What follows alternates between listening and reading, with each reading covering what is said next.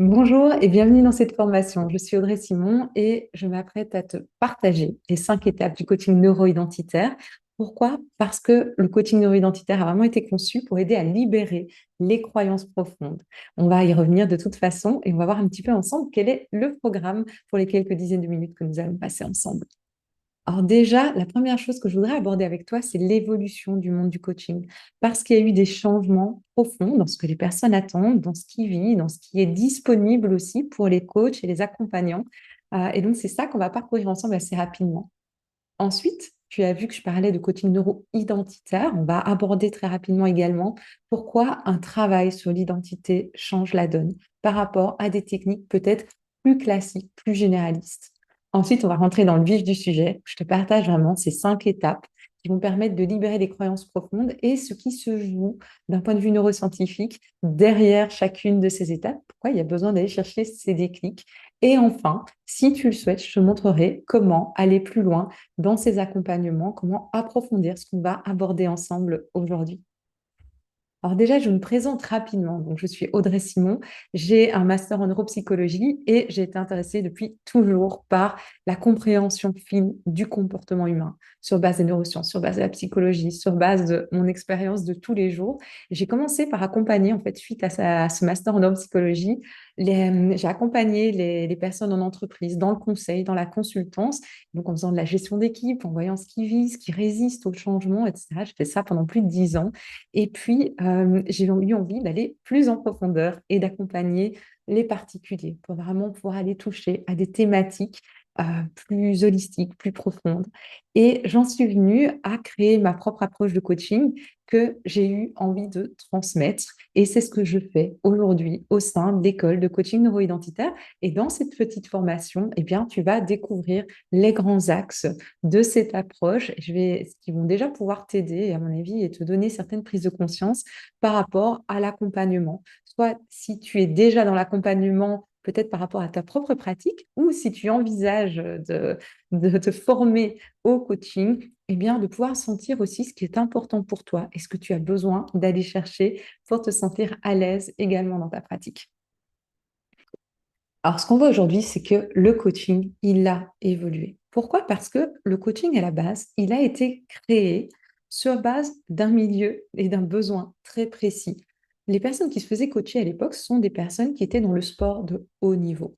Ce qui veut dire qu'on a dérivé le coaching du milieu sportif, et souvent ça on vous le dit en coaching classique, ça vient du coaching sportif, et c'est très bien, et ça a très bien fonctionné. Le problème, il est où?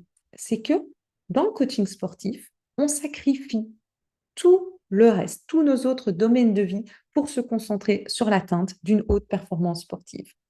Or, aujourd'hui, les personnes qui viennent se faire coacher dans différents domaines de vie, eh bien, elles sont plus prêtes, pour la plupart, à faire ces sacrifices. Et on le sent bien quand on parle avec les personnes de je veux trouver plus d'équilibre, vie pro, vie perso, je veux trouver un équilibre entre avoir de l'impact et m'investir pour les autres tout en me respectant, tout en mettant mes propres limites. J'aimerais créer un business qui me ressemble, mais en même temps, je voudrais avoir suffisamment de temps pour moi, etc., etc. Donc on sent bien qu'il y a cette notion d'équilibre qui, dans notre culture d'aujourd'hui, eh bien, elle n'est plus négligeable, elle fait même partie de qui on veut être. Je pense que les burn-out, l'accumulation de burn-out de ces dernières années a bien montré que tout mettre dans un domaine ne fonctionnait pas.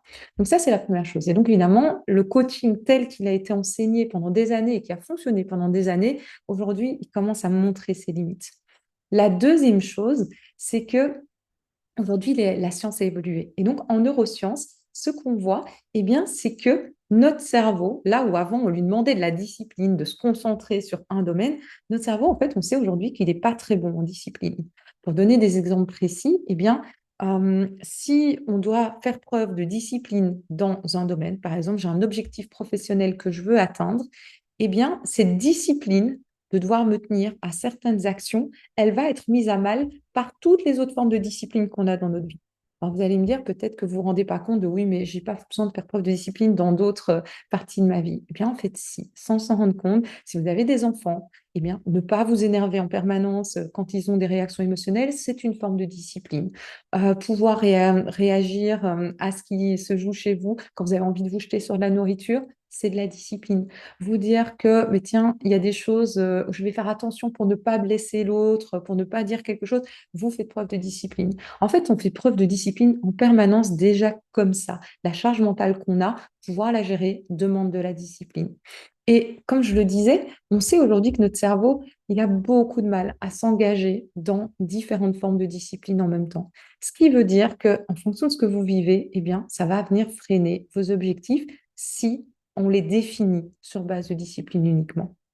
Alors, qu'est-ce que ça implique? Eh bien, ça implique que aujourd'hui, il y a besoin de réfléchir à des accompagnements qui sortent de cette culture de la discipline, qui sortent de ce on va forcer et ça va passer.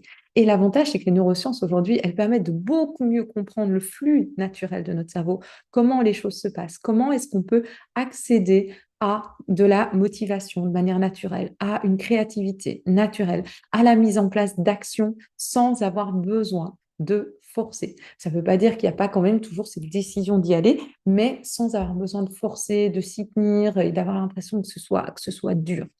Donc ça, c'est important et c'est ce qui fait que eh bien, le monde du coaching aujourd'hui est en évolution et que la demande est différente et également la réponse en termes de science est différente.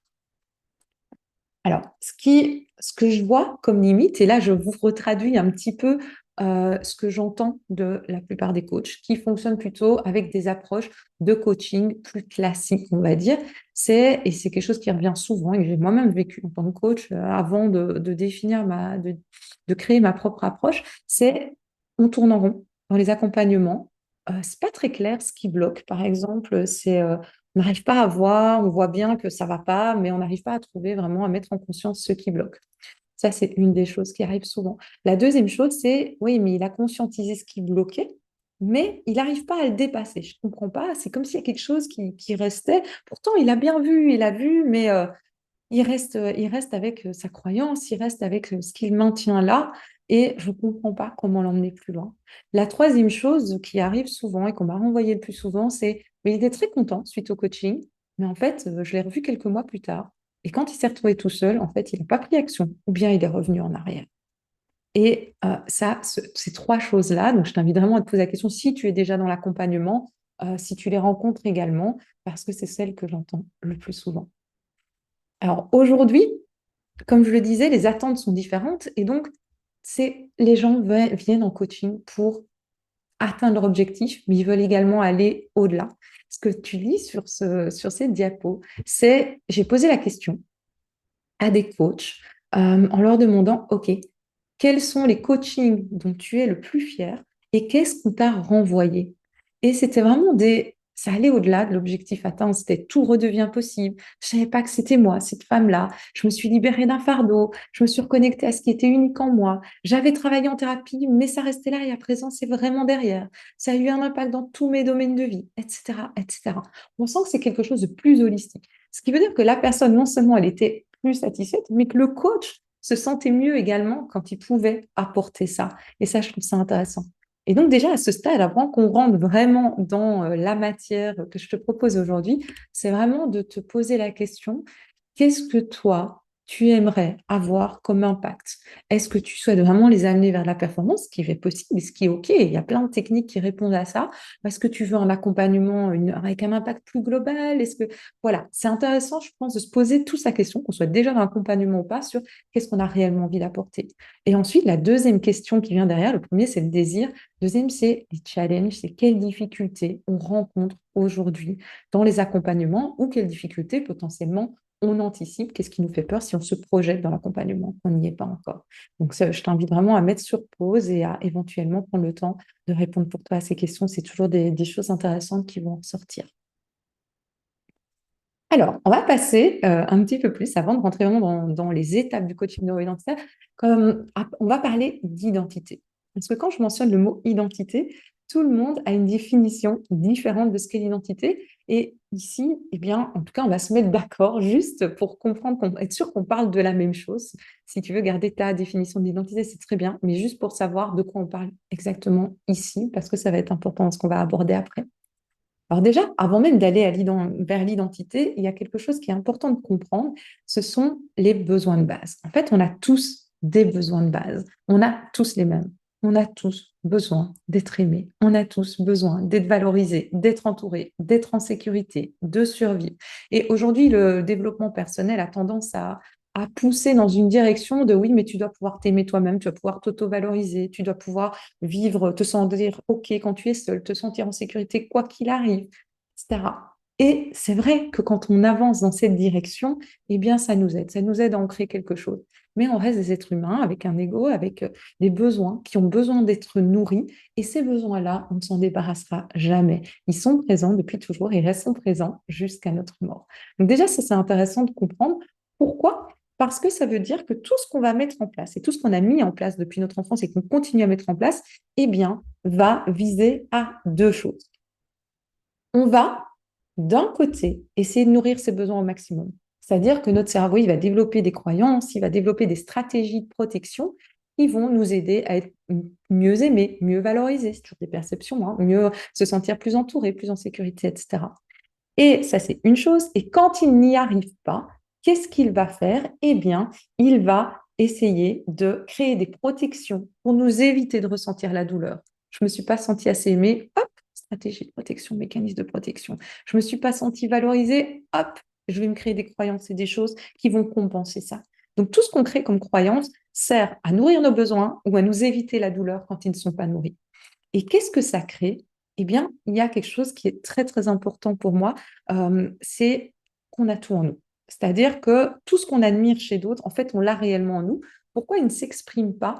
Eh bien, justement, parce que dans notre enfance, on l'a associé à quelque chose qui ne nous permettait pas de répondre à ses besoins, ou en tout cas qui ne faisait qu'ils étaient moins nourris.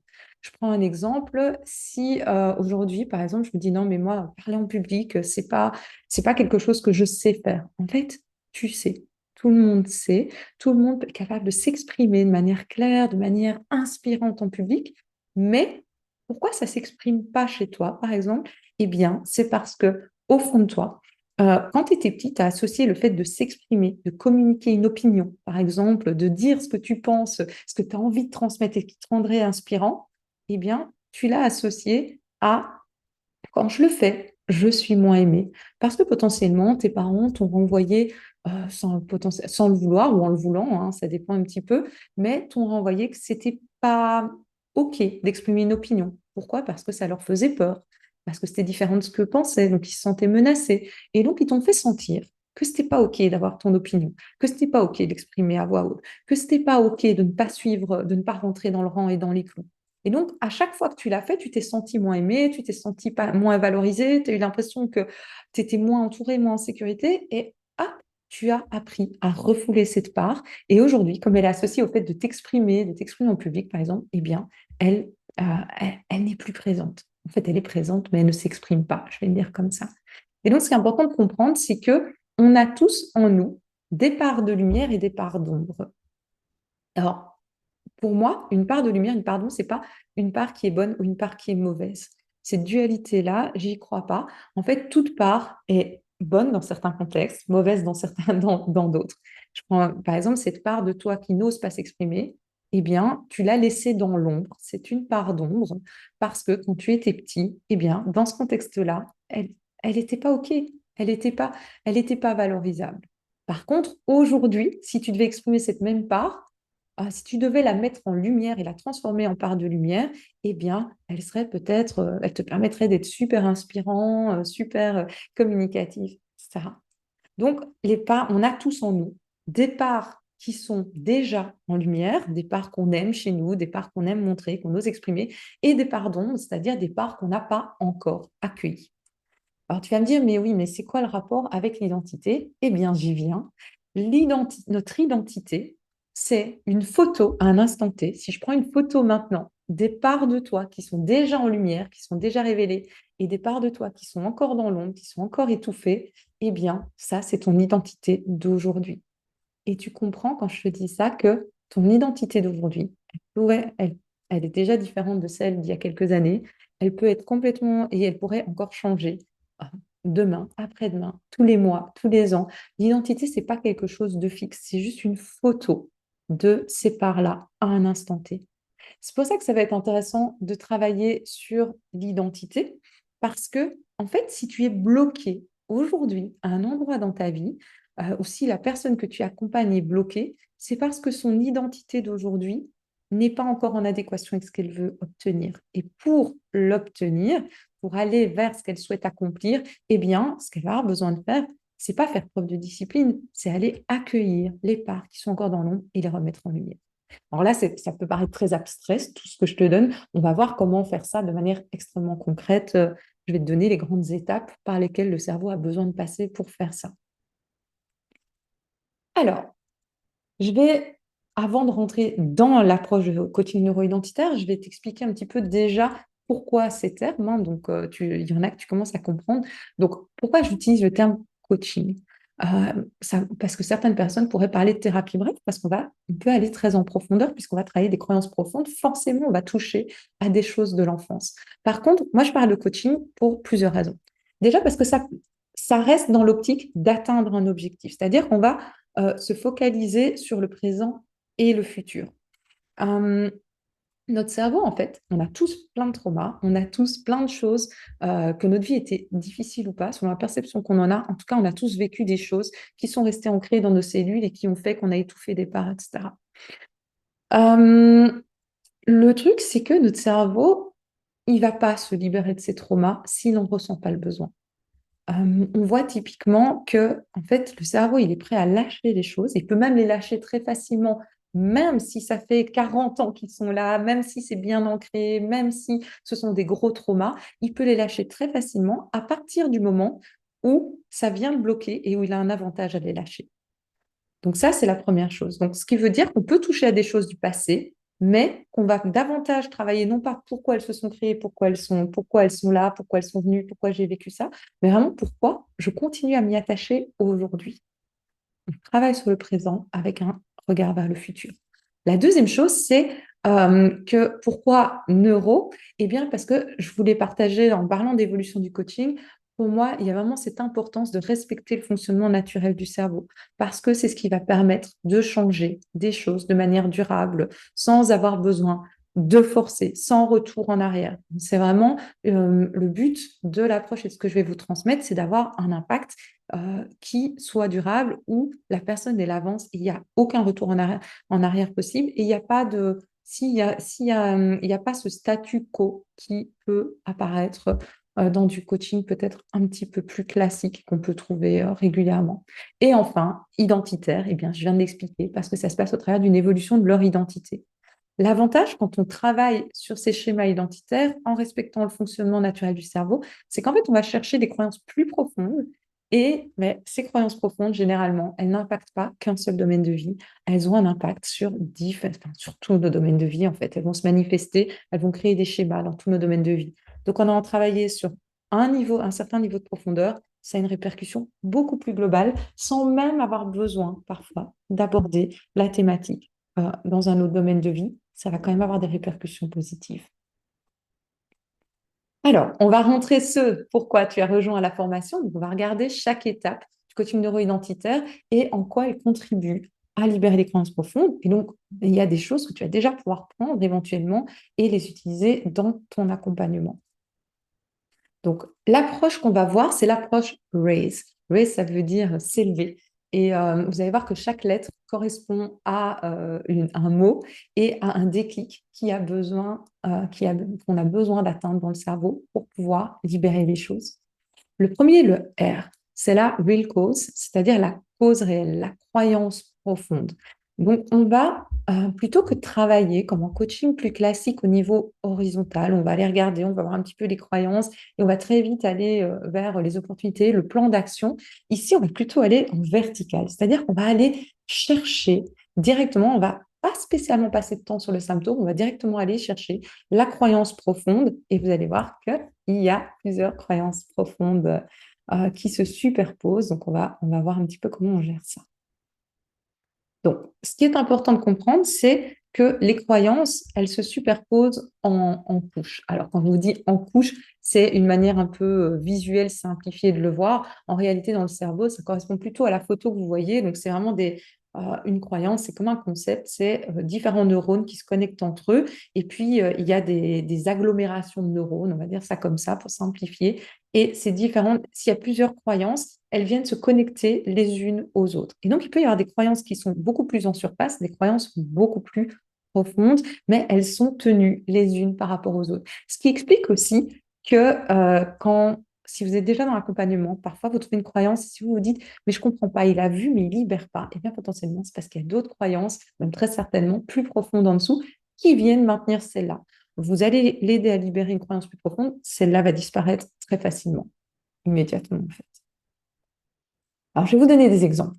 Donc, quand je parle de symptômes, ça peut être quelqu'un qui vient vers vous en disant, mais je me sens trahi en permanence, j'arrête pas de vivre des ruptures, mes relations finissent toujours mal, ou bien j'ai l'impression que je suis toujours celui qui donne, mais on me rend jamais systématiquement. Donc voilà, ça peut être un ensemble de symptômes avec lesquels ils viennent et qui sont ceux-là. Et donc la demande va être, généralement, on va aller faire exprimer une demande plus claire de, ben, voilà, je veux aller travailler ce qui fait chez moi, qui m'empêche d'avoir de relations plus épanouies, où je suis moins dans ce sentiment de trahison, de jalousie, et où il se passe quelque chose de plus équitable, en tout cas que je mette en place ce qui permettrait de le rendre plus équitable. Donc ça, ce sont les symptômes.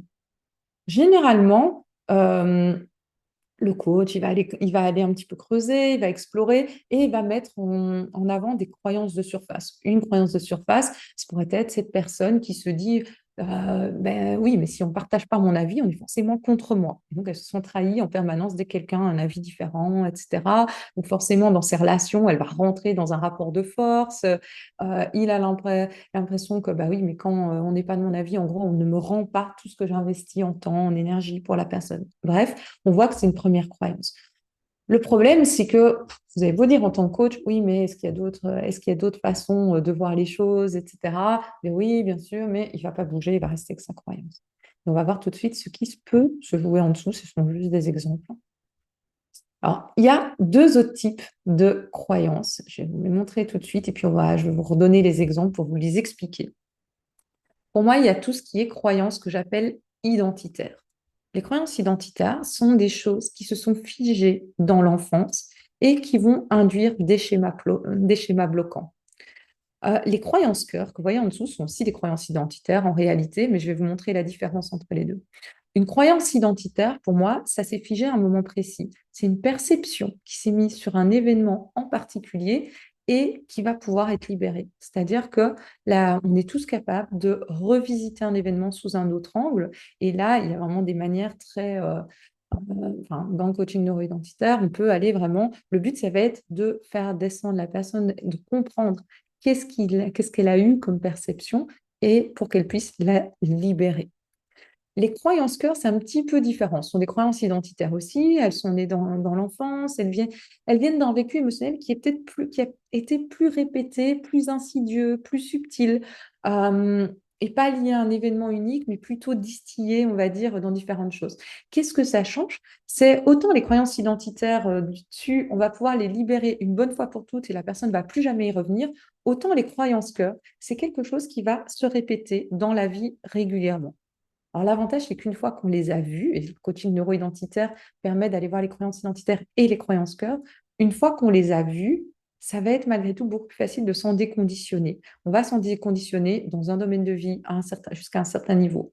Et puis, la vie va nous amener d'autres événements et on va revoir de nouveau cette tendance qui revient, mais à un niveau plus subtil. Et en fait, toute notre vie, on va déconditionner à des niveaux de plus en plus subtils et de manière de plus en plus simple, on va dire, ces croyances-là. Mais donc, en coaching neuroidentitaire, le but, ça va être d'aller libérer les croyances identitaires, conscientiser en profondeur et responsabiliser sur les croyances cœur. Alors, je vous donne des exemples par rapport à ce que je vous ai montré avant en termes de symptômes et de croyances mises en conscience. Croyances identitaires, eh bien, potentiellement, la personne, elle va avoir ancré une croyance un peu plus profonde de je ne peux compter sur l'autre que s'il me démontre qu'il est dans mon camp. Et donc, il va avoir potentiellement un événement de vie qui aura créé ça chez lui. Et généralement, si vous creusez là-dessus, vous allez voir ce qu'il y a derrière chaque croyance en allant chercher un petit peu cette descente-là. Eh bien, la personne va vous exprimer un moment dans sa vie où ça s'est créé. Ça peut aussi être, je dois être loyale pour que l'autre soit là le jour où j'en ai besoin. Donc, il y a des personnes pour lesquelles c'est profondément ancré. C'est, en fait, je donne, je donne, je donne, parce que le jour où moi j'en aurais besoin, je vais être sûre qu'il y ait quelqu'un qui soit là et qui se sente redevable. C'est très inconscient, évidemment. Mais il y a ces mécanismes-là qui peuvent jouer. Enfin, la croyance cœur, c'est souvent des croyances aussi qui sont liées à ma valeur, qui sont liées à ce que je suis capable. Et ça va être, par exemple, ma valeur est liée à ma capacité à me mettre en sécurité. Ce qui veut dire qu'à chaque fois que je ne me sens pas en sécurité, que ce soit dans une relation, que ce soit dans mon environnement, etc., je vais douter de moi. Quand je vais douter de moi, eh bien, je vais avoir tendance à renforcer mes croyances identitaires au-dessus. Ah, il faut que je sois là pour les autres, il faut que je sois loyale, il faut qu'il me démontre qu'il est dans mon camp. Et donc, dès que plus ça s'active en dessous, plus la personne est en désaccord avec ce que je dis, plus la personne n'est pas spécialement présente au moment où j'estime que je pourrais en avoir besoin, plus je vais me sentir trahie, plus je vais saboter mes relations, plus je vais me renforcer dans des schémas qui ne sont pas sains pour moi. Et donc, vous voyez que plus on va descendre, plus ça va être facile pour la personne de, quelque part, de conscientiser ce qui se joue au-dessus et de bouger sur ce qui se joue au-dessus. Alors, ce qui va se passer, je vais vous montrer un petit peu. C'est déjà ce qui est intéressant, c'est de comprendre comment sont stockées nos croyances pour vous montrer, quand je parle de libération, de quoi on parle réellement. En fait, notre croyance, c'est toujours un ensemble de faits et de pensées. Dans notre cerveau, ça se met au niveau de l'hippocampe. L'hippocampe, c'est la zone de la mémoire qui stocke ces faits et pensées. En fait, ça va stocker la perception qu'on a d'un événement particulier. C'est toujours une perception. En même temps, eh bien, quand je vis quelque chose qui n'est pas agréable, il y a évidemment une émotion qui se met en place et il y a une autre partie de mon cerveau qui va stocker cette émotion. C'est l'amygdale, qui est impliquée principalement dans nos émotions négatives. Et ces deux choses vont se stocker au même moment, mais la connexion entre les deux va pas toujours être présente. Ce qui explique que parfois, il y a des émotions qui se déclenchent, inconsciemment, il y a quelque chose qui joue, mais on ne va pas savoir exactement ce qui se joue. Ça, c'est important. Hum, Quand on va libérer, quand on va toucher à la croyance, à la perception, si la personne est prête à libérer, c'est le bon moment dans sa vie, le blocage est suffisamment inconfortable que pour qu'elle soit prête à libérer, en fait, on va avoir l'émotion qui monte directement en même temps que la perception se met et la libération, elle est déjà en train de se créer. C'est pour ça que parfois, simplement pouvoir descendre, et descendre, ça peut se faire en coaching neuro-identitaire, parfois entre 5 et 15 minutes. Vous pouvez aller très très vite sur des choses qui n'ont pas été vues en thérapie, parfois pendant 5 à 10 ans. Donc ça permet d'aller chercher ça. Et là, je vous le partage parce que c'est les retours que j'ai régulièrement mais j'ai déjà fait de la thérapie sur ces sujets et je n'avais jamais vu ça. Là, il y a moyen d'aller chercher très très vite. Et si c'est prêt, hop, l'émotion va se manifester de manière plus ou moins discrète en fonction des personnes et ça va se libérer. Maintenant, c'est parfois pas toujours aussi facile d'aller chercher en profondeur comme ça. Pourquoi? Parce que quand nos croyances, elles se stockent, en gros, elles se disent, oui, mais si je les stocke, c'est pour surtout éviter de revivre cette douleur-là. Et qu'est-ce qui va se créer? Eh bien, c'est une protection sous la forme de peur.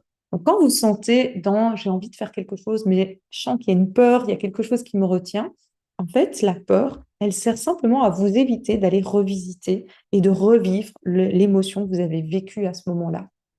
Ça, c'est super important parce que ça veut dire que, eh bien, il y a des mécanismes de protection qui vont se mettre, déjà rien que pour atteindre la perception, et c'est important de pouvoir apprendre à lever ces protections-là de manière fluide. Ça va se faire par la posture, ça va se faire par certaines techniques également. Donc là, c'est vraiment un mélange. Voilà. Alors les techniques, il y a des techniques qui peuvent se transmettre facilement. La posture, c'est vraiment quelque chose sur lequel on va travailler sur soi. Les croyances, en fait, elles sont généralement plus ou moins bien protégées. C'est-à-dire que plus la douleur émotionnelle liée à l'événement était forte, ou plus cet événement s'est répété, plus la peur est profonde. Plus la croyance va être profonde et plus la peur va être grande pour la maintenir bien en profondeur. En fait, la profondeur, c'est juste ça, c'est l'importance à quel point la peur est grande devant. Et donc, évidemment, quand vous avez vécu quelque chose d'intense et que vous l'avez vécu de manière répétée, eh bien, c'est encore plus profond. À nouveau, ça ne veut pas dire que ça va être plus difficile à aller chercher. qui va déterminer la facilité à aller chercher, c'est à quel point c'est inconfortable aujourd'hui dans la vie de la personne. Plus c'est inconfortable, plus le cerveau va être prêt à ouvrir les portes pour aller voir et pour aller le libérer. Alors, de quoi on a besoin en tant que coach, déjà rien que pour cette première étape? Eh bien, déjà, c'est de savoir où chercher, d'avoir une stratégie, ou en tout cas de savoir qu'est-ce que je vais chercher réellement. Pourquoi? Parce que des croyances, on entretient tous, et votre coaché aussi, entretient des milliers de croyances en fait. Et la plupart sont encore très saines pour lui et sont OK. Ou même s'il y a des croyances qui ne sont pas super saines aujourd'hui, le desservent, sur certaines choses, mais qu'elles ne sont pas prêtes parce que simplement elles ne sont pas assez bloquantes, eh bien, ça ne sert à rien d'aller travailler parce qu'il ne va pas les lâcher. Donc, ce qui va être important ici, c'est de partir vraiment du blocage et d'aller chercher là où les croyances directement liées à ce blocage. Et ça demande aussi en termes de technique, mais la technique n'est pas spécialement compliquée, mais aussi en termes vraiment de posture. Et plus vous avez travaillé sur vous aussi, plus vous avez déjà vu toute une série de choses chez vous, conscientisé toute une série de choses chez vous, plus grand va être l'espace que vous allez ouvrir et plus facilement va se faire la descente. La deuxième chose qui est importante, et ça rejoint un peu ce que je dis en termes de travail sur soi, de posture, etc., c'est que, eh bien, plus on va descendre, plus on va avoir des blocages qui sont communs à la majorité de la population. Je vous l'ai dit, hein, les besoins de base, être aimé, valorisé, etc. Et donc, plus on va venir toucher à ça. Le problème, c'est que ça va entrer en résonance inconsciemment avec ce qui se vit chez vous et qui n'a pas encore été remis en lumière chez vous. Et donc, eh bien, quand tu vas essayer de descendre, ton cerveau, inconsciemment, il fonctionne comme celui de ton coaché. Il va essayer d'éviter le truc et il va te faire poser des questions qui ne sont pas spécialement en lien alors que tu rapprochais de la solution. D'où l'importance de, il n'y a pas qu'une notion de technique, il y a vraiment une notion de travail sur soi, de conscience et de pouvoir voir ce qui se joue aussi chez soi sans rentrer en focus sur soi parce qu'alors on n'est plus connecté à l'autre. Donc voilà, quand je parle de posture, c'est ce niveau-là de subtilité que je mets en avant pour éviter d'entrer en résonance inconsciemment. L'avantage par rapport à du coaching classique et de la psychologie, c'est qu'on va moins projeter parce qu'on travaille plus en profondeur. Par contre, on va beaucoup plus entrer en résonance et fuir en fait ce qui se joue réellement et donc ne pas permettre à son coaché d'aller au bout des choses. Donc ça, c'était pour le R. Alors, c'est la partie, très honnêtement, la plus simple en termes de technique et la plus complexe en termes de posture, en termes de ressenti, en termes de connexion à l'autre. Et ça va vraiment, c'est vraiment ça qui va faire la différence. Une fois qu'on a ça, alors il y a des personnes, comme je vous dis, on touche et ça commence à se libérer déjà. Il y a l'émotion, ça commence à se libérer. On va quand même passer même pour ces personnes, dans cette deuxième partie, dans la partie acceptation, où on va rééquilibrer, on va remettre encore plus en conscience. Là, il l'a ressenti dans le corps. On va remettre le mental également bien au courant de ce qui vient de se jouer et on va aller rééquilibrer. Ça, c'est pour les personnes où ça s'est libéré tout de suite. Il y a d'autres personnes où on va descendre, on va toucher, il va voir, mais ce n'est pas encore tout à fait prêt. Ça veut pas dire que ce ne sera pas prêt d'ici la fin de la séance ou prêt plus tard, mais ce n'est pas encore tout à fait prêt. Et là, de toute façon, on va pouvoir travailler également en rééquilibrage. Alors, rééquilibrer, c'est quoi? C'est vraiment ce qu'on a besoin, ce dont le cerveau a besoin d'atteindre, quel que soit le niveau de profondeur auquel on touche, pour libérer une croyance. C'est-à-dire que aujourd'hui, on peut tous trouver des exemples pour nous-mêmes déjà, des objectifs qu'on veut atteindre et on sent qu'on n'y va pas vraiment. Pourquoi? Parce que, en parallèle, il y a un avantage à rester sur place. Si la personne elle est bloquée, c'est que l'avantage à rester sur place pèse plus dans la balance que l'objectif à atteindre. Et donc, ce qu'on a besoin de faire en tant que coach, eh bien, c'est de l'accompagner pour que progressivement, l'objectif devienne plus désirable que l'avantage, pour qu'il pèse plus lourd et donc pour que ça se rééquilibre dans l'autre sens. Alors, il y a des personnes où ça se sera fait directement parce que c'était tellement important pour eux, ce rééquilibrage, il se fait déjà et donc on va juste le remettre en conscience, comme je disais. Il y a d'autres personnes, il va falloir aller travailler un petit peu plus pour lui donner cette opportunité de rééquilibrer par lui-même. Alors, de quoi on a besoin dans cette phase? Évidemment, c'est de lui, je vais revenir juste là encore une seconde, c'est de lui montrer, en fait, il a besoin qu'il comprenne que la perception qu'il a eue à un moment donné, eh bien, c'était pas celle, c'était uniquement une perception. Il y a autre chose. Alors, il y a plein de techniques de rééquilibrage qui circulent sur le marché, donc ça, c'est pas le souci. Ici, on va le faire d'une manière bien précise. Généralement, si on fait bien le travail au début, ça va être très, très clair comment on peut rééquilibrer à ce niveau-là. Donc là aussi, il y a une technique ultra simple qu'on peut utiliser dans le coaching neuro-identitaire. Alors, par contre, de quoi on a besoin à ce niveau-là? Eh bien, déjà, c'est de sortir son client de la victimisation. C'est-à-dire que tant que la personne, elle a l'impression que ça ne dépend pas d'elle, évidemment, parce ils peuvent s'engager dans le coaching, et puis malgré tout, notre cerveau, il va tout le temps nous pousser de oui, oui, oui, mais il y a des choses extérieures et ça ne dépend pas complètement de moi. Si vous vous dites non, pas chez moi, je peux vous jurer que de manière subtile, je suis sûre que je pourrais identifier chez chacune des personnes qui sont ici des moments où on est dans ce mode-là. C'est le mode par défaut de notre cerveau. Et donc, on y retrouve. Et si on se dit justement, moi, je n'y suis pas, eh c'est super intéressant parce que ça veut dire que quelque part, on se met dans le déni, qui est juste un mécanisme de protection. Donc, c'est OK aussi, mais on a tout ça. Donc, ça, là, il y a des techniques assez efficaces, très simples pour sortir rapidement la personne de cette victimisation et de redonner son point de maîtrise intérieur. La deuxième chose, c'est rééquilibrer au bon niveau de profondeur. Comme je disais, en fonction d'où on va descendre, c'est très facile de s'arrêter trop tôt et d'essayer de se battre pour rééquilibrer là, alors qu'en fait, il y a des choses plus profondes qui se jouent en dessous. Donc, on va toujours essayer de descendre le plus profond possible et de rééquilibrer à ce niveau-là. Plus vous descendez, plus ça va être facile de rééquilibrer. L'autre chose, c'est sortir de son propre mental pour permettre à son client aussi d'y accéder. Je m'explique, c'est on a toujours en permanence, on a notre mental qui fonctionne et il y a notre intuition. Et les deux peuvent fonctionner tout à fait en même temps. Le problème, c'est que notre mental va nous envoyer toute une série de pensées qui sont délétères. Ils ont est-ce que, si je prends dans l'accompagnement, ce que je vois chez beaucoup de coachs, est-ce que je suis en train de poser la bonne question? Est-ce qu'on n'est pas en train de tourner en rond? Est-ce que je vais vraiment pouvoir l'aider? Est-ce que, oula, là, j'ai ça aussi chez moi, donc comment est-ce que je vais l'aider alors que je le vis moi-même? Et puis, il y avoir toute une série de choses qui viennent se mettre, qui viennent parasiter notre intuition. En fait, on est tous hyper, hyper intuitifs et je suis sûre qu'il y en a une bonne partie des personnes qui regardent ça qui le reconnaissent déjà chez eux. Et donc, plus on va se connecter à notre intuition, plus on va être capable d'aller chercher en profondeur et de reconnecter en profondeur. Et donc, c'est vraiment se libérer, pas complètement du mental, parce que notre mental sert à ne pas se laisser submerger, à pouvoir garder le cap, etc. Mais en tout cas, à apaiser toutes ces pensées délétères. Et ça c'est aussi quelque chose qui s'apprend. Alors, si à ce niveau-là, la personne n'a pas encore libéré, c'est que c'est pas encore tout à fait prêt.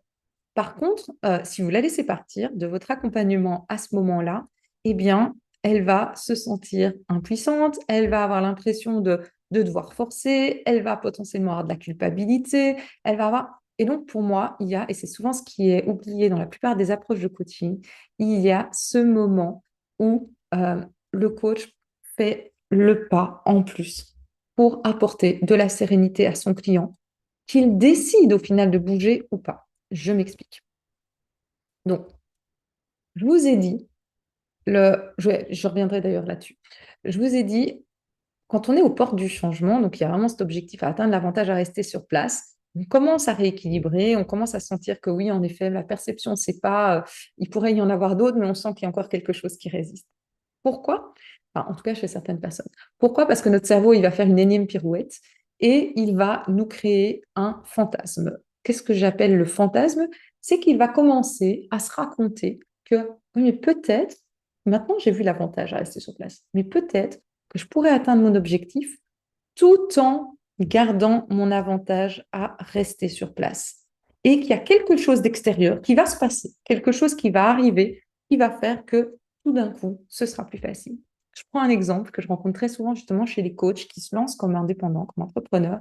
Il y a souvent j'ai envie d'avoir de l'impact, j'ai envie d'aider les personnes, etc. Mais je ne sais pas pourquoi, je procrastine, j'arrive pas à me lancer, ça fait longtemps, je passe pas le pas, etc. Un des avantages à rester sur place, parce qu'il peut y avoir différents niveaux de profondeur à nouveau, c'est, bah oui, mais en fait, Tant que je bouge pas, je suis pas soumis au rejet. Je suis sûre que la plupart d'entre vous, si vous le vivez, vous l'avez identifié, ce fameux syndrome de l'imposteur. Je ne suis pas soumis au rejet. On va pas, je risque pas de me prendre un non. Je ne risque pas de décevoir. Si jamais j'y arrive pas, que je coche pas suffisamment bien à mon goût, voilà, la personne, il y a personne qui va me le reprocher. Et alors, il y a toujours toute une série de choses qui jouent en dessous, plus fines, hein, et plus profondes, qu'on peut aller chercher, bien entendu. Mais souvent, ce que je vois, la réaction là-dedans, quand on est là-dedans, c'est oui, mais peut-être que je vais trouver la technique marketing qui va faire que je vais pouvoir aller attirer des clients sans me montrer. Et donc, une des réactions types, c'est je vais créer un site web et les clients vont venir tout seuls. Ils viennent pas tout seuls. Il faut les amener sur le site web et c'est une vitrine, mais ils viennent pas tout seuls. Donc, il y a souvent ce genre de choses, ou bien je vais créer mon site web, ça ira mieux. Je vais trouver une technique marketing, j'aurai pas à m'afficher, j'aurai pas à montrer, j'aurai pas à trop rentrer en contact, j'aurai pas à vendre, j'aurai pas. Donc, il y a toute une série de choses en se disant, je vais trouver une technique, ce qui vient souvent aussi, c'est oui, mais si j'attends un peu, j'aurai moins peur. En fait, on n'a pas moins peur en attendant, on a plus peur en attendant. Donc, ce sont des choses qu'on peut se raconter, notre cerveau, il vient chercher. Dans un autre type d'exemple, c'est la personne qui n'en peut plus de son manager en entreprise, qui est au bord du burn-out et qui va voir en effet que la seule solution, quelque part, c'est de quitter ou de changer d'équipe ou de quitter sa boîte, mais qui a plein de peur par rapport au fait de ça, de devoir se retrouver, etc. Et qui en dernière minute va se dire, oui, mais bon, mon manager, la semaine passée, il a suivi une formation, j'ai vu un petit peu, où il s'est fait coacher, j'ai vu un petit peu de changement, peut-être que ça va aller mieux. Tant qu'on se raconte tout ça, on ne bouge pas. Il n'y a rien qui se passe. Ce qui veut dire que si vous voulez vraiment accompagner votre client jusqu'au bout, eh bien, vous allez devoir tuer son fantasme. Et je sais que le mot est violent et il y a des personnes où ça va faire réagir. Alors, généralement, j'ai deux extrêmes. C'est ceux qui sont hyper à l'aise en mode, oh non, non, mais moi, ça, j'ai aucun souci, je blâme, on y va, on tue le fantasme, etc. Le problème, c'est que si c'est trop violent, ça va lever les mécanismes de protection de la personne. À l'inverse, j'ai ceux de, non, non, mais je suis bienveillant, je peux pas faire ça, c'est dur quand même, etc. Ouais, mais si on ne le fait pas, la personne ne bouge pas. Et donc, c'est vraiment là ce qui est hyper essentiel dans cette phase-là, c'est de trouver la posture et la formulation juste. Et la posture, elle va dépendre de vos propres croyances, de vos propres blocages. Et donc, c'est pour ça que ça se travaille et que c'est pas juste quelque chose où, bah oui, j'ai vu, je peux tuer Fanta, je peux lui montrer qu'en fait, le manager, potentiellement, il partira jamais, il va pas attirer des clients, etc.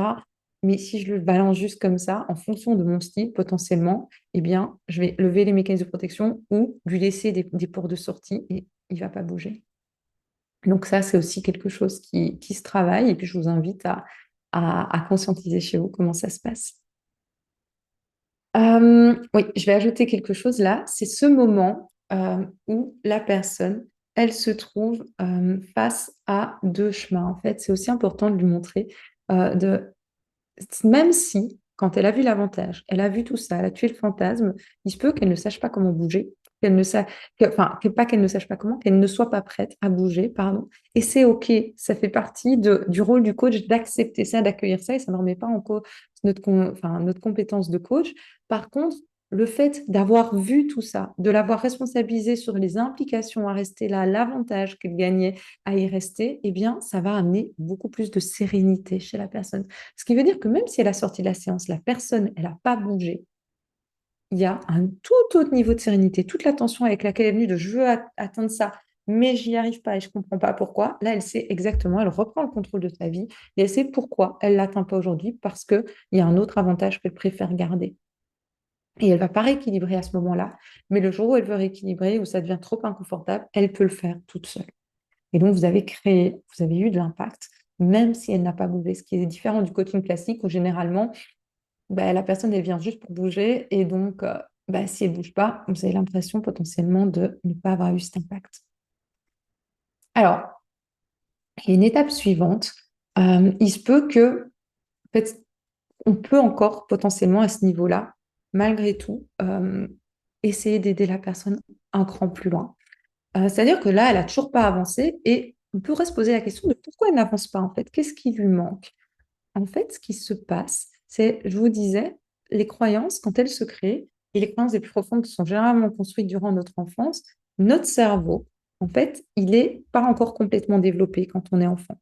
C'est-à-dire que vous voyez le cerveau limbique qui est plutôt attribué aux émotions et le néocortex, celui qui va nous prendre notamment au niveau frontal, qui va nous permettre de prendre du recul.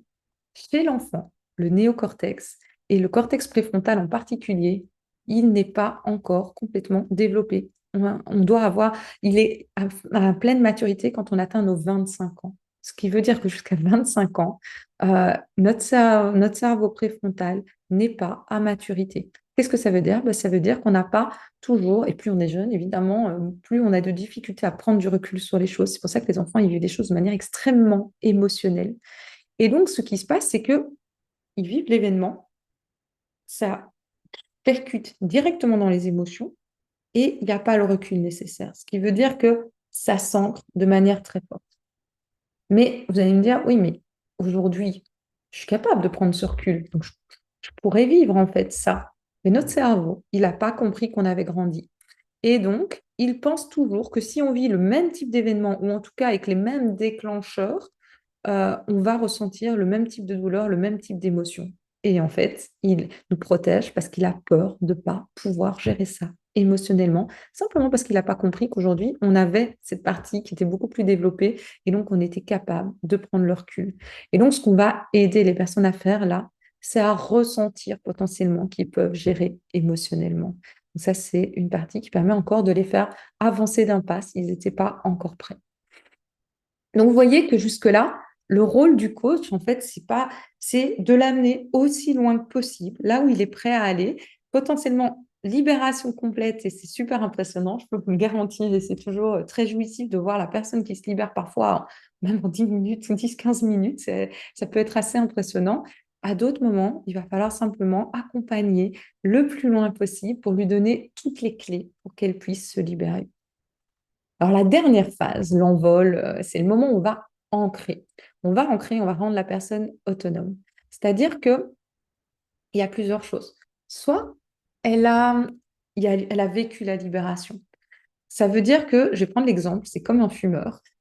Il s'est libéré, en fait, vous savez, vous sentez, vous avez envie d'aller dans une direction, puis ça vous tire en arrière tout le temps quand vous voulez atteindre quelque chose, vous ne savez pas pourquoi. C'est un peu comme le fumeur. Il y a une dépendance qui est physique.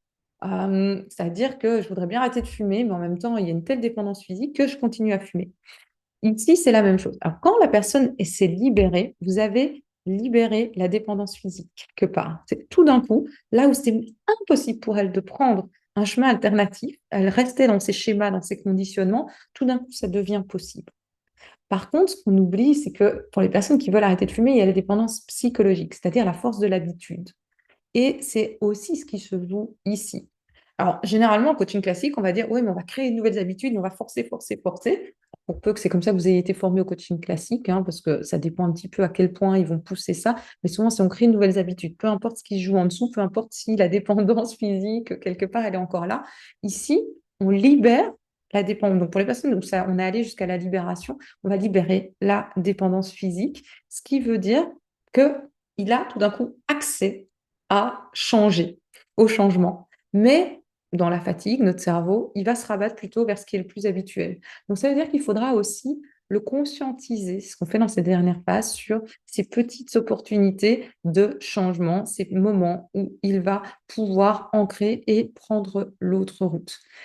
Ça, c'est si il a déjà libéré. Par exemple, s'il n'a pas encore libéré, eh bien, c'est un peu la même chose malgré tout. Simplement, on va l'aider à mettre de la conscience sur tous ces moments où il va être confronté à son blocage. Pourquoi? Parce que plus il va mettre de la conscience sur le fait d'y être confronté, plus l'inconfort va grandir, plus il sera prêt à le libérer et plus vite il va être amené à faire le reste du travail tout seul. Ça va se faire instantanément parce que vous avez déjà fait le job avec lui.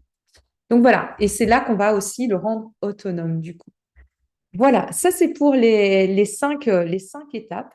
Il y a une autre chose que je veux vous partager, parce que au-delà du coaching neuro-identitaire, j'ai été amenée à créer une approche qui est complémentaire et qui rentre dans l'ensemble du processus, une approche qui va travailler en état modifié de conscience, c'est l'approche neuro-émotionnelle et je vous explique un peu pourquoi parfois ça peut être très utile de l'utiliser. Alors déjà, ce qui est important de comprendre, c'est que ce soit en cognitif ou en état modifié de conscience, on va chercher la même chose, pas de la même manière du tout, mais on va chercher la même chose, c'est-à-dire ce rééquilibrage de la perception profonde. Euh, il y a deux cas où on a vraiment besoin d'aller au-delà du cognitif. Alors ça peut être en redirigeant vers quelqu'un, ça peut être pour ceux que ça intéresse en le faisant soi-même.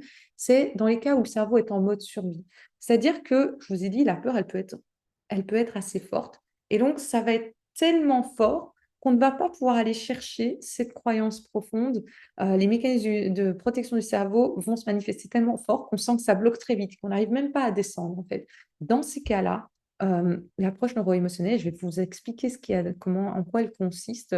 Eh bien, ça va permettre d'apaiser le mental et de pouvoir aller travailler, aller chercher, en fait, ce qu'on n'a pas pu aller chercher directement en cognitif du fait des mécanismes de protection. La deuxième chose, c'est la carte a été réinventée. Qu'est-ce que je veux dire par là? Ce sont des personnes qui souvent ont fait beaucoup de développement personnel, beaucoup de thérapie, et qui vont dire, oui, mais j'ai déjà compris ce qui me bloquait. J'ai déjà compris que c'était ça, mais j'arrive pas à le libérer. En réalité, si ça se libère pas, si c'est suffisamment inconfortable mais que ça se libère pas, c'est que c'est pas ça, ou c'est que c'est quelque chose encore en dessous de ça, de plus subtil.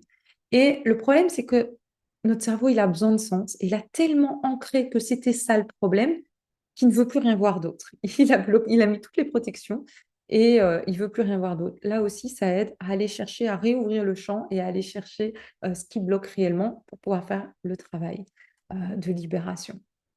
Alors là, pourquoi on a besoin de travailler en état modifié de conscience aussi? C'est déjà pour les personnes à qui ça fait peur, l'état modifié de conscience, qui ne sont pas à l'aise avec ça. Ce qui est important de savoir, c'est qu'en fait, on passe des moments en état modifié de conscience toute la journée. Notre cerveau, toute la journée, passe en état modifié de conscience. Alors, je vais vous expliquer très rapidement ce que c'est pour ceux qui ne connaissent pas. Donc, il y a différents types d'ondes. Vous voyez les ondes bêta, alpha, theta, delta. En fait, ce qui les détermine, c'est juste la fréquence, la rapidité à laquelle la fréquence. Vous voyez qu'il y a des ondes plus rapides, des ondes plus lentes. Alors, quand je vous parle, si là vous êtes super attentif, vous êtes en train de noter, de prendre les informations, vous êtes en onde bêta. C'est votre état actif, votre état vigilant. Par contre, s'il y en a parmi les personnes qui regardent, qui ont commencé à bâiller, qui se sentaient un peu plus, oh, je le regarde juste après mon repas, je suis en digestion, etc., ou j'ai été distraite, j'ai perdu un peu, ça m'a fait penser à des choses chez moi, etc., ça m'a emmené ailleurs, il y a de grandes chances que vous étiez déjà en onde alpha. Et donc, votre cerveau, il a ralenti les ondes et il est passé en état de veille, en état un peu plus de relaxation déjà, où il s'autorise à vaquer, on va dire ça comme ça. Quand vous allez aller vous coucher, il y a ce moment que vous avez sans doute déjà vécu d'endormissement où vous n'êtes pas encore tout à fait endormi, mais pas plus tout à fait réveillé. Votre cerveau, à ce moment-là, il est en onde θ, en fait. C'est un sommeil léger. C'est aussi, enfin, oui, c'est ce moment de basculement entre les deux. Et puis, ça ralentit encore et vous passez en onde delta. En gros, vous dormez. Et donc, notre cerveau, il passe dans ces ondes. Il n'y a rien de magique à ces ondes, c'est juste des ondes qu'il connaît déjà et qu'il expérimente tous les jours. Pourquoi on a besoin d'aller travailler justement ce qu'on appelle l'état modifié de conscience? L'état modifié de conscience, c'est les ondes alpha, theta, delta. Ce qu'on va aller chercher, nous, évidemment, c'est les ondes alpha ou theta, peu importe, parce que dans ces ondes-là, le mental est apaisé et il va ouvrir la porte. C'est un peu comme ces stations radio. Au moment où on vit le trauma, en fait, notre cerveau va activer des ondes alpha et theta. Et donc, ça va s'ancrer dans ces ondes-là. Là où ça aide, c'est que quand on rebascule dans les ondes alpha, theta, c'est comme si on rebasculait dans l'état où la croyance s'est créée. Et donc, c'est beaucoup plus facile d'aller la chercher. C'est aussi des ondes qui favorisent l'accès à l'intuition parce que ça calme le mental, ça calme les pensées parasites, etc. Donc, c'est tout simplement ça qu'on va viser à travers l'état modifié de conscience. Alors, l'approche neuro-émotionnelle, souvent, on me demande est-ce que c'est de l'hypnose, est-ce que c'est... Alors, ça ne répond pas à tous les critères de l'hypnose, que ce soit de l'hypnose humaniste ou de l'hypnose ericksonienne, ou peu importe. Donc, je préfère le définir par ce que c'est plutôt que par ce que ce n'est pas. Alors déjà, l'approche neuro-émotionnelle, on garde un focus sur le présent. C'est-à-dire qu'on peut toucher à des choses du passé, et on va très certainement le faire, mais on va regarder non pas pourquoi j'ai vécu ça, pourquoi je l'ai ressenti là-dessus, mais pourquoi aujourd'hui je m'y accroche. Si c'est là, si ça te gêne, c'est que ton cerveau s'y accroche. C'est ça qu'on va aller chercher, tout comme on le fait en cognitif. La deuxième chose, c'est que on reste acteur de sa libération à tout instant. Il n'y a pas de dissociation comme il y a dans certaines techniques d'hypnose, c'est-à-dire que on va pas couper le conscient, on va prendre le conscient et on va l'emmener visiter l'inconscient. Donc ça peut être différent de certaines techniques d'hypnose. C'est aussi, on va libérer en douceur les croyances profondes. Ça n'a pas besoin d'être violent, ça n'a pas besoin de se faire dans l'explosion, ça peut être très, très doux, en fait. Et souvent, les personnes sont étonnées à quel point mais c'était tout bête, en fait, ce qui me maintenait là-dedans. C'est parce qu'ils ont l'impression qu'il y a un gros trauma et parfois, c'est des petites choses tellement fines, tellement subtiles, des petites perceptions qui ont l'air de rien, mais qui ont créé tout le blocage. Et enfin, ce qui est important, c'est que on va vraiment libérer le blocage. C'est-à-dire qu'on ne va pas seulement libérer les émotions, parce qu'il y a beaucoup de techniques de libération émotionnelle. Le problème, c'est que si on libère, on peut faire de la libération émotionnelle ici aussi, mais si on ne libère que les émotions et qu'on laisse le blocage en dessous, eh bien, les émotions vont se recréer. Et donc, il y a beaucoup de personnes qui disent, je me suis sentie beaucoup mieux après avoir fait de la libération émotionnelle, mais c'est revenu. Ouais, c'est parce que le blocage est toujours là et continue à créer. C'est pas non plus, comme dans certaines techniques, un dialogue avec les parts de soi. On ne fait pas que dialoguer, on va vraiment libérer, réaccueillir cette part de soi. Donc, il y a vraiment cet aspect de libération et la personne le ressent et on le voit, que ce soit en cognitif ou en état modifié de conscience, il y a quelque chose qui a changé sur le visage quand ça se libère. Sur le visage, sur la posture, dans le corps, il y a de l'énergie qui circule différemment, il y a une remise en mouvement complète. Donc ça, voilà, je vous en parle parce que c'est quelque chose qui peut être extrêmement complémentaire et sur lequel je suis amenée également à former. C'est une approche que j'ai créée sur laquelle je forme également. Alors, si tu en es arrivé là et que tu dis, OK, c'est bon, j'ai tout ce qu'il me faut, j'ai eu des prises de conscience en plus, ou bien au contraire, je maîtrise déjà tout, c'est très bien. Par contre, si tu dis, tiens, aujourd'hui ou plus tard, je pourrais être amenée à avoir envie de me former davantage à cette posture, à cette technique, etc. Je vais te partager là maintenant comment tu peux t'y former et en quoi consistent les formations de l'école de coaching neuro-identitaire. Alors, déjà, le coaching neuro-identitaire, je n'ai pas encore précisé, mais ça s'applique à tous les domaines de vie. Donc, tu peux faire du coaching de vie, du coaching business, du coaching scolaire, du coaching sportif. Pourquoi? Parce que comme on va en profondeur, en fait, ce qui nous bloque dans tous ces domaines de vie, c'est toujours nos schémas profonds. Donc, comme c'est ça qu'on va chercher, eh bien, on peut travailler et le mettre en application dans n'importe lequel de ces domaines. C'est aussi quelque chose qui n'est pas puriste, c'est-à-dire si vous avez déjà plein d'outils, plein de cordes à votre arc, eh bien, ça va seulement venir les renforcer, venir les mobiliser encore plus. Ça peut être intégratif pour vous donner une structure, ça peut vous aider à structurer votre intuition aussi, à la faire grandir parce que vous savez où vous allez. Ça peut venir en complément d'outils que vous avez. Donc, c'est vraiment quelque chose qui n'est pas puriste et qui est vraiment holistique, intégratif, complémentaire. Alors, en réalité, il y a deux formations. Donc, il y a la première, la certification en coaching neuro-identitaire, où on va travailler en profondeur, développer vraiment ces compétences liées au modèle RACE que je vous ai présenté rapidement. Et là, c'est la partie cognitive. Et il y a également un approfondissement qui est l'approche neuro-émotionnelle et qui permet justement d'aller travailler en état modifié de conscience. Et je vais vous expliquer ce qu'il y a dans chacune des formations. La seule chose à savoir, c'est que l'approfondissement n'est accessible que si on a suivi la certification. Pourquoi? Parce que l'impact de ce qu'on peut obtenir en état modifié de conscience eh bien, est vraiment renforcé. Quand on connaît les bases du coaching neuro-identitaire, quand on est capable de l'appliquer, ça démultiplie complètement l'impact qu'on peut avoir en état modifié de conscience également.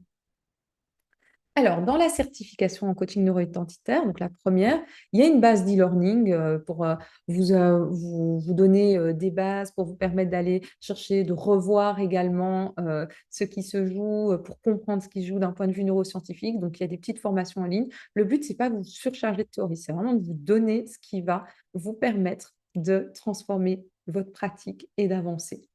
La deuxième chose, il y a l'approche en présentiel. Alors, aujourd'hui, cette approche en présentiel, elle se donne sur 4 jours consécutifs. Elle se donne en Belgique. Pour être très honnête, peu importe d'où tu viens, j'ai eu des personnes de Suisse, j'ai eu des personnes de Belgique, j'ai eu des personnes de France, même du sud de la France, beaucoup. J'ai une personne d'Israël. Donc, il n'y a pas de... Pour moi, c'est si tu souhaites vraiment l'acquérir, voilà, c'est à quel point est-ce que tu es prêt à faire ce déplacement et investir en toi pour oser, si jamais c'est pas facile pour toi de te déplacer, sortir de ta zone de confort. En tout cas, ça se donne tout près de Bruxelles, en Belgique. et en présentiel. Pourquoi en présentiel? Parce que pour moi, c'est très important dans le développement de la posture, de vraiment ressentir ce qui se joue. Ce sont des petits groupes, c'est maximum 10 participants. La formation est accessible 4 à 5 fois par an. Je garde volontairement ces petits groupes, on est deux. Je donne les formations, il y a une deuxième personne avec moi pour vous encadrer parce que c'est très pratico-pratique, c'est énormément dans l'échange. Donc, même si tu es déjà coach, psychologue, thérapeute, tu peux être sûr que tu ne vas pas te reprendre de la théorie en masse qui ne va pas te servir. Ça va vraiment être tout à fait pratico-pratique. Et si tu n'as jamais été formé à l'accompagnement, tu peux être sûr que tu auras tout ce qu'il te faut pour développer la posture, l'approche, etc. Et au bout des 4 jours, tu as déjà tout en main pour commencer pour l'appliquer en fait et pour commencer à t'entraîner. Maintenant, ce qui est important pour moi, c'est que je veux vraiment que tu puisses l'acquérir très vite, dans un temps court. Par contre, c'est là où les questions viennent, c'est quand on commence à pratiquer. C'est là qu'il y a toujours tout qui vient et souvent on se sent lâché. Et c'est tout ce que je veux t'éviter. Et donc, pour moi, je te donne, suite à ces 4 jours, un accès illimité à de la supervision. Il y a 3 à 4 supervisions par mois. Elle se fait en ligne. Il y a des supervisions, vraiment, on va débriefer des coachings enregistrés avec l'accord du client, évidemment, on va aller pour affiner ça. Il y a des moments où je joue le coaché pour affiner sa pratique et vraiment aller chercher un petit peu là où c'est compliqué. Il y a des moments où vous coachez entre pairs. Il y a des moments qui vous sont offerts pour débloquer vos propres croyances limitantes. Donc, il y en a 3 4 par mois. Chacun décide de l'investissement qu'il a envie de mettre, du temps qu'il a envie d'y passer. Et il y a un accès à vie. Donc, même si dans 2 3 ans, tu souhaites y revenir, la porte est toujours ouverte. Ça, c'est important pour moi de te garder, te donner cette opportunité de te perfectionner en permanence. Ensuite, j'ai commencé à l'aborder. C'est là où tu vas pouvoir emmener ton client dépend de là où tu en es aussi. Ce qui veut dire que pour moi, pouvoir travailler sur ça en profondeur, eh bien, ça va être important si on veut aider d'autres à libérer les croyances profondes. Et donc, je t'ai concocté une immersion de 2 jours, juste pour soi. Donc là, on ne développe plus de compétences, on est focus sur soi, où on travaille on va travailler en cognitif, on va travailler un petit peu en visualisation d'état modifié de conscience léger, on va travailler avec un peu d'énergétique pour ceux qui on va travailler avec la symbolique. Bref, on va tout mettre à disposition pour aller travailler ce qui est prêt à lâcher chez toi. Et en une journée, déjà, c'est une première journée assez intense. Et la deuxième journée, quand on a ouvert ça, on va aller vraiment chercher en profondeur ce qui va on va chercher tes ressources, on va aller te reconnecter à l'essentiel, on va aller tout rebooster pour que vraiment tu puisses faire un énorme pas en termes de développement personnel. Donc ça, c'est vraiment ce qui fait partie du package. Donc 4 journées en présentiel, 2 journées en immersion, où là tout est compris, logement, nourriture, tu as juste à poser tes bagages, et puis de la supervision à vie. En plus de ça, toujours dans cette première partie, dans cette première formation, j'ai inclus 2 bonus parce que pour moi, ce qui est important, c'est l'aspect communauté et c'est l'aspect de je ne me sens pas lâchée, je ne me sens pas laissée pour compte par la suite. Alors, si tu souhaites ou si tu es déjà dans l'entrepreneuriat, que tu souhaites créer ta propre activité ou la développer, en fait, je t'invite à rejoindre un groupe entrepreneurial sur Facebook. Tu as un accès à vie également. Et il y a des ateliers qui sont organisés aussi sur base de ta demande, de ce que tu as besoin. Je fais venir des intervenants experts dans le développement de business qui peuvent t'aider. Il y a des questions-réponses, il y a un business coach qui vient chaque mois. Donc, et ça permet aussi de se sentir soutenu, accompagné, de connecter avec d'autres personnes qui sont dans les mêmes réflexions, dans le même développement entrepreneurial. Donc ça, c'est la première chose. La deuxième chose, c'est que oui, avec l'immersion, je te donne l'opportunité d'aller travailler sur toi, mais en fait, c'est un chemin de vie. On peut travailler sur soi, on va découvrir des choses sur soi toute notre vie.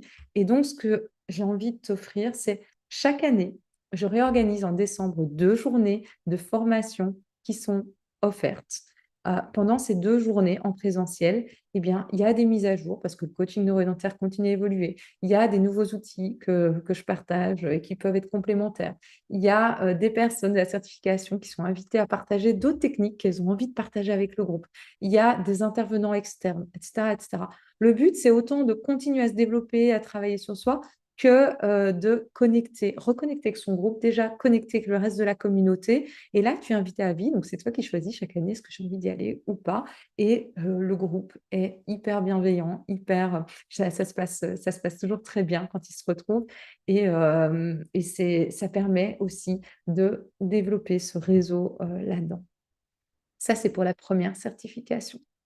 Ensuite, pour ceux qui veulent l'approfondissement, donc la partie en état modifié de conscience, il y a également une partie en e-learning où il y a l'approche qui est réexpliquée, il y a des petits modules en plus. J'ai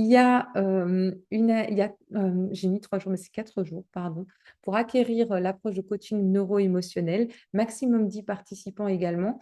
Et là, on va travailler autant sa connexion à soi que sa connexion à l'autre et développer vraiment le comment je peux aller libérer des croyances profondes en état modifié de conscience. Il y a 2 façons de le travailler, en symbolique et en allant chercher vraiment l'événement qui a créé des choses, mais sans se replonger dans le vécu négatif de cet événement.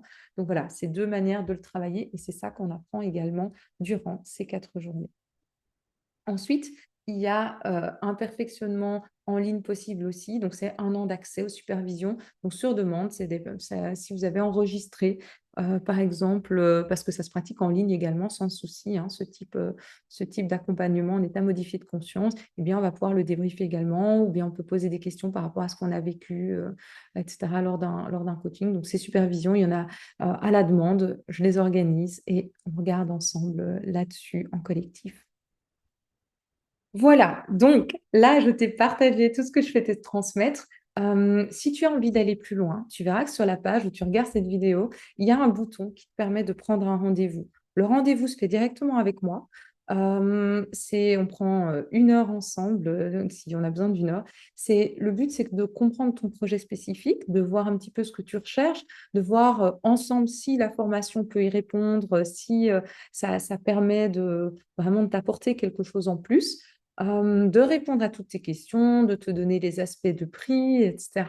Donc voilà, si tu te dis, OK, c'est pour moi, maintenant ou plus tard, n'hésite pas à prendre un rendez-vous, même si tu sais que c'est pas pour tout de suite. J'ai toujours un grand, grand plaisir à interagir, à découvrir les personnes, à savoir ce qu'elles vivent. Et on se parle, on échange, on voit un petit peu. Et voilà, en fonction, eh bien, je serais heureuse de t'accueillir maintenant, plus tard ou pas, en fonction de ce qui sera juste pour toi. Donc, n'hésite pas à prendre rendez-vous. Je serais vraiment très heureuse de discuter avec toi. Et d'ici là, voilà, je te souhaite tout le meilleur dans ton lancement ou dans le développement de ton activité. J'espère que cette formation, tu l'as appréciée, tu as pu en sortir toute une série de prises de conscience, de compréhension, voire d'applications pratiques pour tes accompagnements et je te souhaite tout le meilleur. À tout bientôt.